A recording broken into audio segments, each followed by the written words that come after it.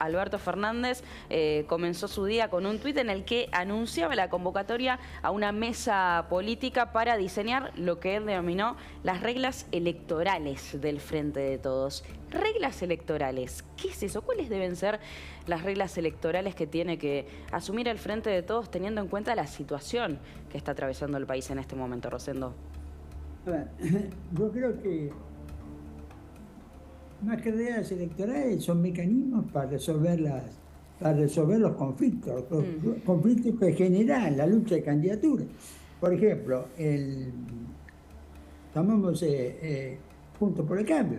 Es decir, en el caso de La Pampa se ha encontrado un mecanismo, una interna, ¿no es cierto?, no obligatoria, pero abierta, pueden votar los no afiliados, que resolvió el problema de las candidaturas, ¿no es cierto?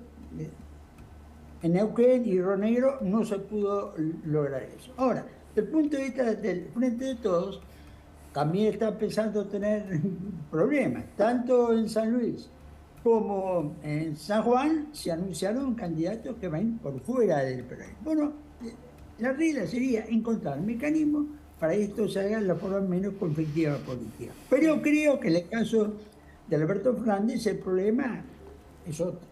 El problema es el conflicto entre el presidente y la vicepresidenta. Ese es el problema, no las reglas electorales. Creo que lo que el presidente, supongo yo, conjeturo, quiere plantear es una suerte de tregua con la vicepresidenta. Y en ese caso, la mesa política, reglas electorales, creo que son instrumentos para generar esa sensación de tregua, que yo diría tregua frágil.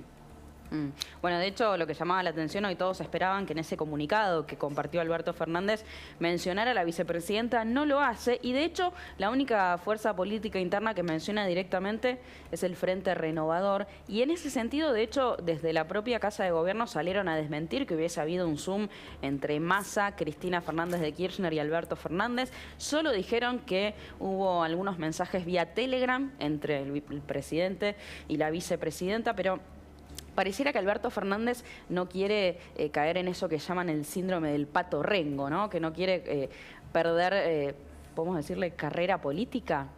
¿Cómo lo ves a futuro, Alberto Fernández? ¿Cómo lo ves después de octubre? Bueno, es natural que un presidente en su último año, con poca chance de reelección, ¿cierto?, trate de generar la imagen que va a ejercer el poder hasta el final del mandato. Bueno, pero esto es muy difícil en el caso de Alberto Fernández. Creo que es muy difícil lograr reconstruir un escenario de poder posible. El problema es que estos temas sean la fuerza que está gobernando.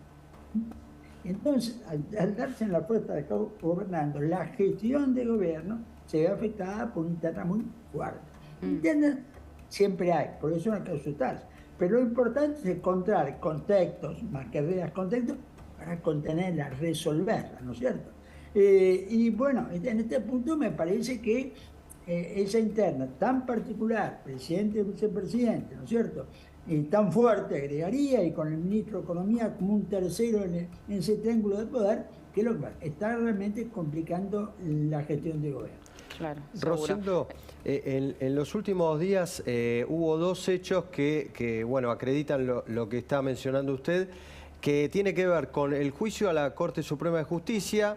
Hicieron una convocatoria a los más kirchneristas y acusaban a Alberto Fernández que no fueron los albertistas a la convocatoria. Y por otra parte, lo sucedido en Lago Escondido. ¿Cuánto le suman estos hechos al gobierno de cara a la opinión pública, a la sociedad? Bueno, primero en detalle, la Cámpora no fue el 1 de febrero al acto de repudio a la Corte. La Cámpora no fue. O sea que eso es un cuadro, yo diría, complejo. Ahora, ¿qué es lo que sucede? Eso, yo diría, para mí, no suma nada.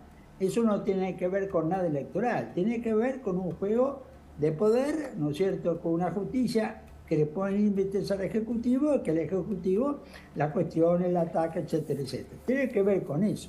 Me parece que se vincula a un tema de poder, claro, más que a un tema electoral, ¿no es cierto? Seguro. Pero esto no le suma votos y genera un costo en la imagen internacional de la Argentina, etcétera, etcétera, ¿no es cierto? Claro. Y ahora, otro problema, ¿no es cierto? El tema de pueblos originarios. Es decir, algunos dicen, no, en este momento se está haciendo concesiones a la etnia mapuche por razones electorales. Y en el interior no es así, no suma votos en el interior, más bien Al contrario. lo contrario, ¿no es cierto? Entonces, creo que acá hay cierta confusión en este sentido y quizás en el futuro el oficialismo, el gran tema, es mantener lo que tiene, más que conseguirlo. Rosendo, te agradecemos muchísimo por este contacto. Perdón que te hicimos esperar, tuvimos un último momento desde Dolores, te agradecemos mucho. Un abrazo. Y saludos a Iglesia, hasta luego. Saludos, enviado Fernando. Chao, muchísimas gracias a vos también por haber venido aquí. Al contrario, muchísimas gracias a ustedes. Gracias. Muy bien, bueno, muchas novedades, justamente a nivel político, pero también económico, Luis, porque lo hablábamos hace un ratito. Hay una nueva etapa dentro de lo que son los precios justos. Se incorporan algunos nuevos productos, pero además también va a incluir, por ejemplo, a las escuelas privadas. Y también la noticia de la semana tiene que ver con el billete de los 2.000 pesos. Son muchas novedades económicas para charlar y, por supuesto, lo tenemos a él, a Roberto Kachanowski, que ya está aquí en el piso con nosotros. Roberto, ¿cómo estás? Gracias por venir. ¿Cómo están? ¿Bien? ¿Todo bien? Noches. Muy bien. Hola, muy bien, Roberto. por suerte. Nosotros estamos bien, la economía no sé. ¿Cómo está la economía? No, la economía está en terapia intensiva. ¿En terapia intensiva tanto? Terapia intensiva. ¿No tenés que esperar 2 horas para ir a comer? No, claro. Vos fijate el grado de razonamiento que tiene, ¿no? Mira, vamos a por primero, empecemos por el billete el de 1.000 pesos hoy. En noviembre del 2019... Perdón, tenemos un tuit tuyo, ¿lo podemos compartir? Sí, no A sé ver, cuál es. No sabe cuál es. Alguna Mirá, barbaridad que... y me lo contás. Porque sí. ya que te tenemos acá, te aprovechamos, así me lo Sí. explicas. Así destruyeron la moneda en su cuarto mandato los K. En noviembre de 2019, con 1.000 pesos se podían comprar 9.4 kilos de pan francés. En diciembre de 2022, 2.3. En noviembre de 2019, con 1.000 pesos se podían comprar 20 litros de leche. Pero en diciembre de 2022, ¡ay, me quiero morir! 4,6 litros de leche. Son una cuadrilla de demolición. O sea, de 2009 a 2022. Es tremendo. Mira, acá... Y el gráfico, ¿no? Primero, ¿de dónde salen los datos? De los mismos datos que da el INDEC cuando hace relevamiento de precios. Entonces tomo los precios, ellos publican qué precios tomaron para cada producto. Entonces tomo los datos de esos. Te digo, no sé si el asado de tira, el precio que ponen, lo conseguís, pero no importa. Claro, que ese es otro tema, sí. Pero más o menos estás a un 25%, entre un 20 y un 25% de lo que podías comprar en noviembre del 2019. Ahora, calcula que en noviembre del 2019 había más o menos 250 millones de billetes de los de 1.000 pesos. 250 millones.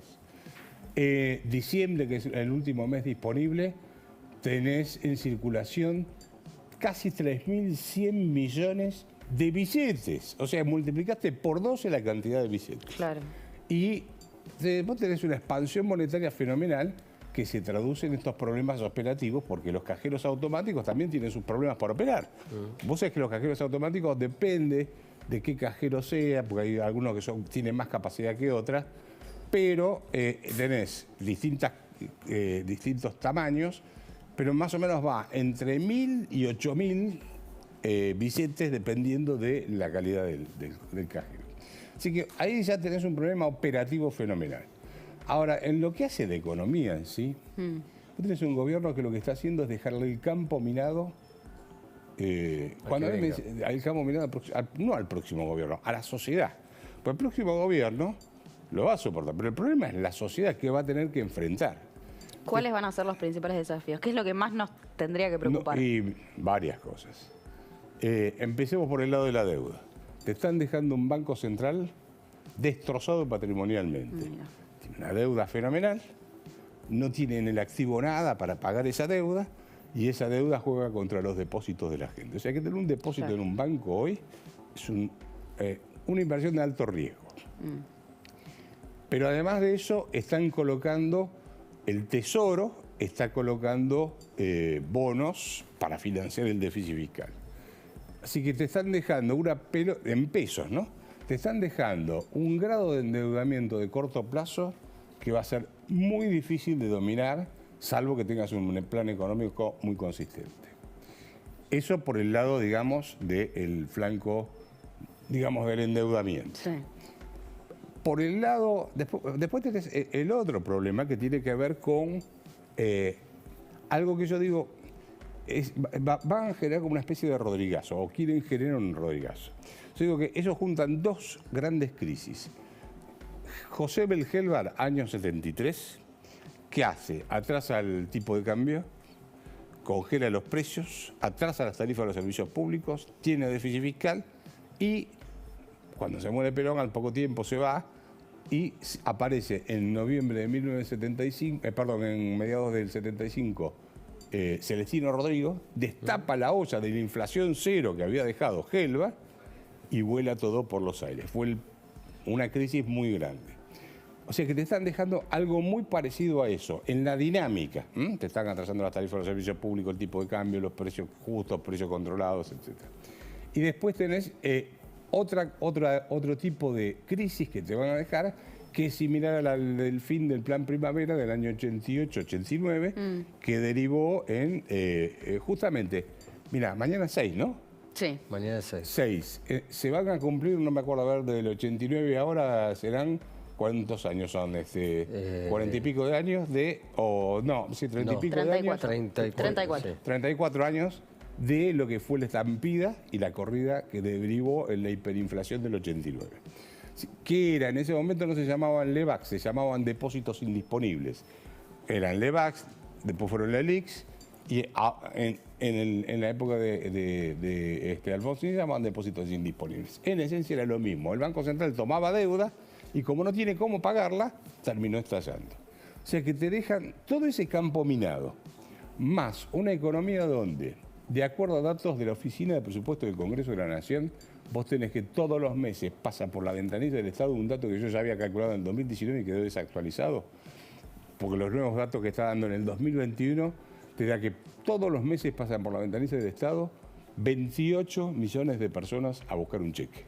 28 millones. Ya está en 28 millones, incluyendo los empleos, jubilaciones, planes sociales, todo. Planes sociales se pararon fenomenalmente. O sea, vos tenés cada vez más planes sociales y más pobreza encima, ¿no es cierto? Entonces, ese problema lo vas a tener porque tenés que, en el sector privado tenés trabajando en blanco como máximo 7 millones de personas. Así que esto es inviable por donde lo mires.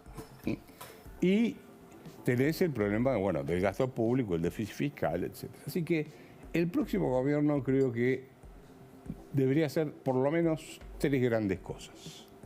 La primera es hacer un detalle de lo que se está recibiendo.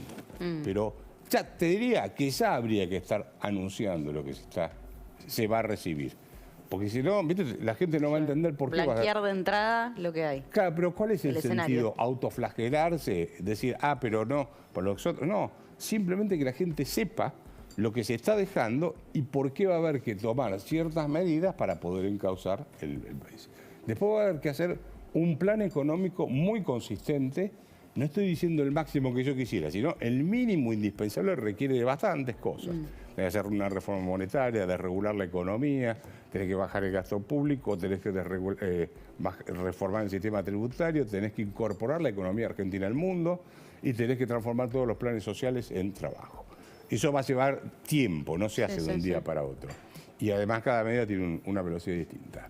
Entonces, si vos lográs, primero, hacer una descripción de la situación, y generar un shock de confianza con un equipo económico muy convencido del rumbo que hay que seguir, con una dirigencia política que le da el respaldo a ese plan, vos podés podés amortiguar muchísimo el costo sobre la sociedad del campo minado que te está dejando Massa. Ahí mencionas algo importante, ¿no? El costo sobre la sociedad. Es importante. Es que es así, porque en realidad cuando estos hacen lo que están haciendo, no es que van a perjudicar solamente al próximo gobierno o lo que sea. Es que van a perjudicar el conjunto de los argentinos, claro, porque van a sufrir un problema inflacionario y de pobreza fenomenal. Ahora, con el tema de los precios justos y estas nuevas medidas del gobierno, el profesor Kachanowski, ¿qué calificación le pone al alumno Sergio Massa? con lo de precios justos. Sí, y en general con la gestión. Tenemos, si quiere, porque, hacemos espera, dos porque hay algunas evaluaciones.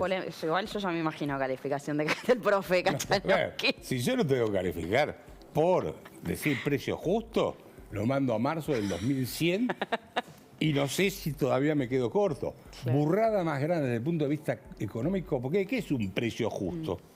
No, ni Hay siquiera- algunas polémicas, y quiero compartir con vos Sí. una nota de nuestra colega en La Nación, que está planteando esto, es de nuestra colega María Julieta Rumi, que plantea la paradoja de precios justos. Se aceleraron las subas en alimentos una semana antes del acuerdo, y es algo que esto ya ha ocurrido otras veces, ¿no? Las empresas aumentaron hasta 2,7% en los días previos, esto según algunas consultoras, y complican el sendero que trazó el gobierno. Los mayores movimientos se registraron en la carne, el pan y las comidas para llevar. Y esto me recuerdo que lo hemos hablado en otras ocasiones con vos, Roberto, Sí. que sucede muchas veces, ¿no? El aumento se termina dando antes de que empiece a regir precios justos.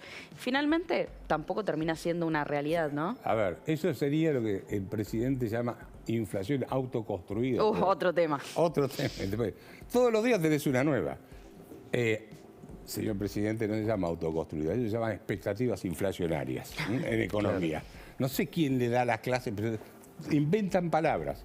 ¿Qué es expectativa inflacionaria? Cuando el Banco Central emite mucha moneda, como es el caso de la Argentina, y además tenemos una larga trayectoria inflacionaria, el argentino se saca los pesos de encima porque está acostumbrado a defenderse de la inflación. Claro. Entonces, cuando vos ves que es un gobierno que no tiene rumbo, que es tarambana, etcétera, y vos lo que hace la gente es defender lo poco que le queda, que es la plata que tiene en el bolsillo. Entonces se huye del peso, se va a bienes, anticipa compras, y no es que a ver, vos mirás los índices, los aumentos de precios en Argentina, en Uruguay, en Paraguay, etcétera.